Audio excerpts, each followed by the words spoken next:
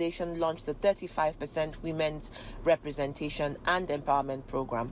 The launch was a remarkable unveiling of women's group pledging solidarity towards mainstreaming women's political participation and calling stakeholders to have the political will to pass the special seat bill and ensure women's participation through 35% affirmative action.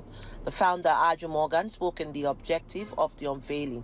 Other speakers speaking to the AIT crew also emphasized the need for women's inclusion now. You got to help us, look at our plights and, put us in some position. And this cuts across everything. I interviewed a lady who told me that donations, grants, loans that come into the country, only 3% goes to women. We're going to have to stop that. And guess what? Women, we run homes. We have children.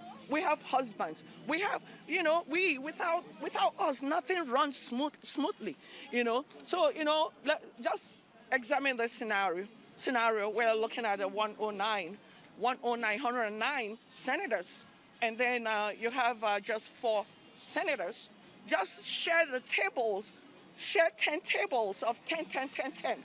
How many tables will a woman sit? Only 3 or 4.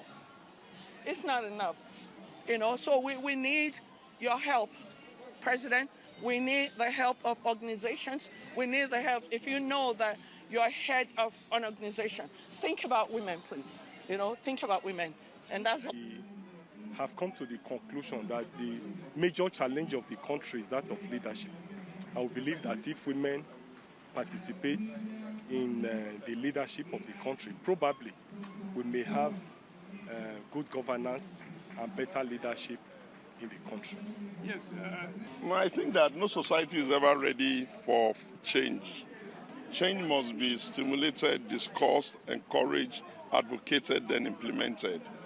I think for the Nigerian experiment, the most important thing that we should try to now accept as the easiest way to get more women into governance and into political space is quota. For if we just agree the quota, then it becomes a threshold that we cannot comply with. Once we are able to do that, I feel that we'll be able to scale up significantly. The bill for special seats for women at the House of Reps, that was sponsored by the Deputy Speaker of the House of Reps, I think if we get that, if we can have that to be passed at the House of Reps, it will bring up the numbers.